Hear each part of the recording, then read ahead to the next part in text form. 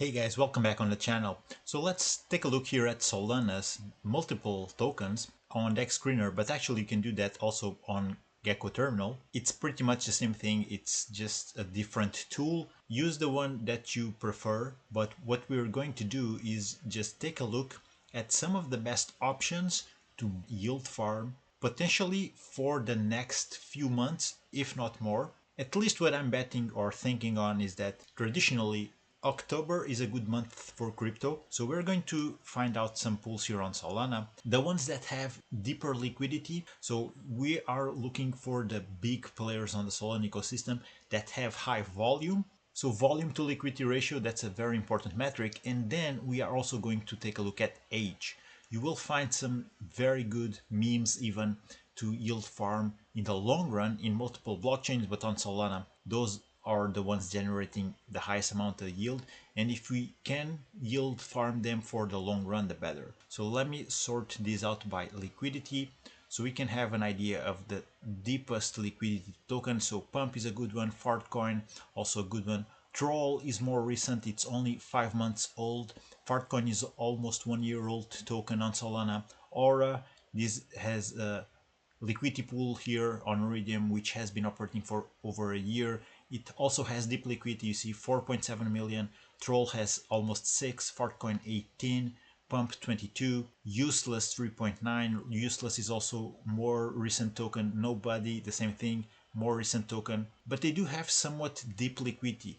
So when we look at this, for example, Fartcoin, it has deep liquidity, 18 million. The volume, it's not something that we want right now to lean on because it's just 1 million. But if we look at the chart as a long-term chart, not a short-term one, we can see that right now Fartcoin is cheap. Potentially it can go down even further and meet up this lower price entry here, 25, 20 something. But I'm hoping for this to go back up. I've been yield farming Fartcoin for most of this rally here, and it was yielding very easily 3% a day with tight ranges. You see here, these blue lines were my previous ranges. I managed to get out before it dipped all this much, but overall it did exceptionally well. So I'm keeping an eye on it and trying to find a good entry point, but this time I will farm it with wider ranges. But potentially the further down it goes, the better the entry point will be. Although there's still some horizontal support levels here that it could still potentially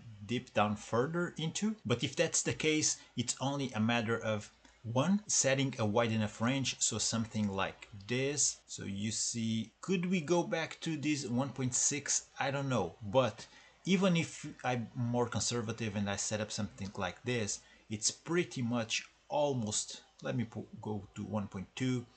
This grants me, it's pretty much almost doubling my entry. And from here on, it's just a matter of if price goes up, I take profits. If price goes down, I can compound it. That's generally my rule of thumb when going to provide liquidity with wide ranges. This would be overall, let's see, 100% on the upside and on the downside, 60%.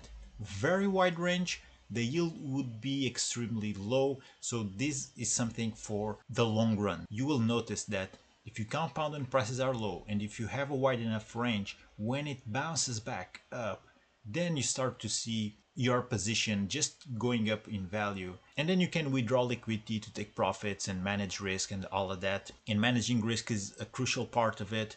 You could then take profits in the shape of USDC, so sell the profits, the yield for USDC, for stables, for Bitcoin, to a solid asset essentially, which is not the assets that you are exposed onto the liquidity pool, right? So potentially this could be a good play. Let me try to find others. Let's see. Useless also has been dipping heavily on Mondays, and yeah, so look at this chart here. From the beginning of September, it went up 80% and now it's down 10%. So this was actually a really good entry. And when you manage to get these entries and just, I wouldn't say sell at the top, because selling at the top, it's something that won't happen all that often. So forget about that. But while it keeps going up, take some profits in the way, all right? While you're on the way up, okay, take some profits. In this case, I'm seeing here again another potential for this to bounce back up. From September 1st, it went up 76%. So this is impressive. in just a matter of 11 days. And this is the thing when just setting up wider ranges. If you manage to get all of this volume, look at the volume peaks here. When you get this, it will substantially increase your APR. There's no way around it. You'll get a much higher APR. So eventually we're looking at this, trying to get all of that yield. Will it go back to an all-time high again? I'm not sure. I don't know. I'm not gonna bet on it, although I could set up a wide enough range. But I think this is a really good entry point here. You see there's also some support level here back from late June. So potentially this is a good point in time to get an entry, set up some wide enough ranges, something like this. Not necessarily 100% on the upside, but something like this, 50-60% on the upside, and then on the downside that could go 50% again. So overall 100% range. Again, the liquidity here 3.9 mil, the volume is not optimal, although this is a weekend and volume usually on the weekends tends to go down. But Useless has been one of the best yielding tokens to provide liquidity on. It has extremely high volume.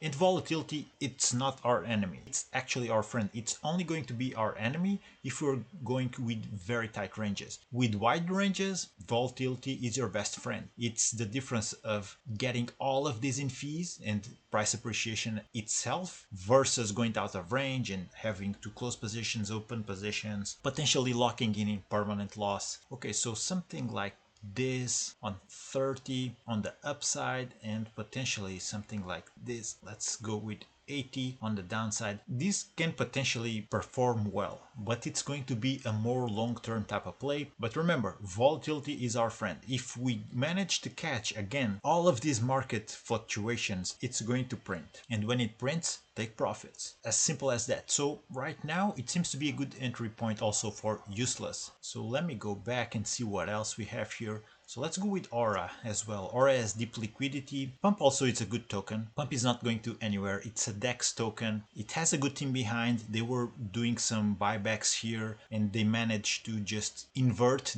the tendency. It kept at an all-time high for a while, a week or so, and now it's going down again. So I think it's a good entry still. So can we go back to all-time high again?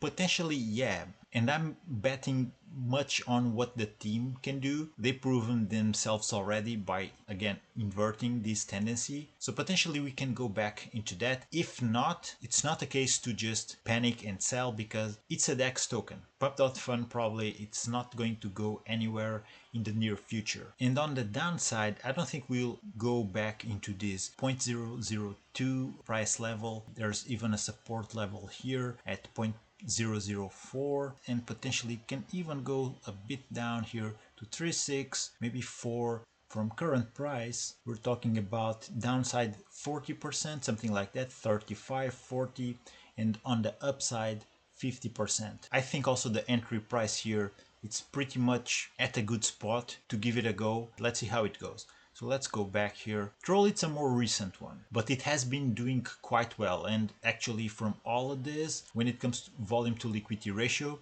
it is the best. Pump has more volume, but the liquidity is much higher and the ratio here with Troll is much better. So this can perform much better. Looking at the overall chart, could potentially still be at a high entry price. I can see this to go back to this floor actually. So that would be, let's see, something like 90% depreciation. So it's a long way down. The good thing is that it's a wide enough range for it to compound on all the way down. And I don't think it will just dump straight up. It gives you time to compound and potentially when it goes back up, when it chops sideways, take profits. The main thing is compounding to lower our entry price. And over time, we would have something instead of 14 cents per token, we compound over and over again. And at some point, it would go back down to 10. And also, if you don't deploy your whole liquidity when you open the pool, you can play with that strategically. So if the price drops 10, you deploy some more liquidity, automatically you're DCAing. So you can keep on doing that if you are bullish about the token, of course. Troll, it's a meme coin. I mean, I would potentially do this with Pump, not with Troll. So we're just talking strategies, right? But that's just me. But then we also have here Aura, volume 2.5, half of the liquidity. So not the best as well, but actually looking at the chart, we don't see here any sort of substantial support. So in this case, keeps on bleeding, right? Potentially we can see an even further dip, and that would be down to this horizontal support level here, minus 100%. At some point I think it will reverse, but I'm not all that much confident just looking at the chart, right? Okay, so let's zoom out a little bit more. Actually, we have other horizontal support lines here, not necessarily down to 100% of the current price, but 60%. So it would be a tighter range, but it's going to increase our APR. So interesting one here with Aura,